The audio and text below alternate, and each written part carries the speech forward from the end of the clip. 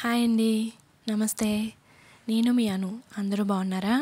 ఇవాళ వీడియోలో వాషింగ్ మిషన్లో బట్టలు ఎలా ఉతుక్కోవాలో, అలాగే టబ్ క్లీన్ ఎలా పెట్టుకోవాలో, వాషింగ్ మిషన్ ఎలా యూజ్ చేయాలో మీకు చెప్తాను. ఫస్ట్ స్విచ్ ఆన్ చేసుకుని, పవర్ బటన్ ఆన్ చేసుకుని వాటర్ లెవెల్ పెంచుకోవాలి. తర్వాత స్టార్ట్ చేసుకుంటే మనకి వాటర్ అనేది వాషింగ్ మిషన్లో పడుతూ ఉంటుంది. ఆ తర్వాత అందులో మీరు వాషింగ్కి పౌడర్ యూస్ చేసుకుంటే పౌడర్ వేసుకోండి.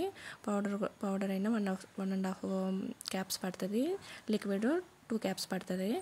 వేసుకున్న తర్వాత ఇది వర్షాకాలం కాబట్టి డెటల్ వాడుతున్నాను. ఈ పక్కన డిస్పెన్స్ ఉంటుంది కదా, దాంట్లో మీరు కంఫర్ట్ వాడితే కంఫర్ట్ వేసుకోండి. నేను డెటల్ వేసుకుంటున్నాను.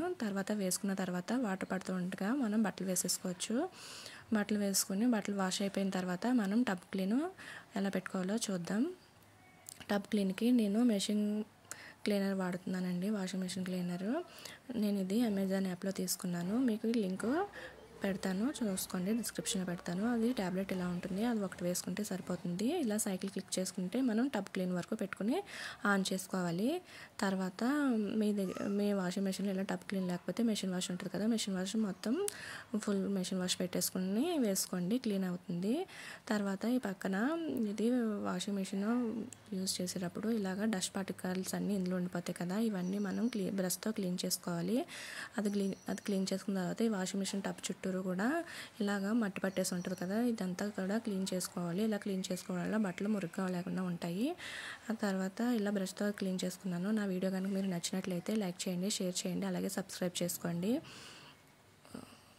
అంతే అండి. ఇలా టబ్ క్లీన్ మొత్తం క్లీన్ చేసుకున్న తర్వాత మనం బ్రష్తో ఇలా టబ్ తిప్పుకుంటూ, టబ్ ఇలా తిరుగుతుందండి, చేత్తో తిప్పుకుంటూ క్లీన్ చేసుకుంటే మొత్తం క్లీన్ అవుతుంది.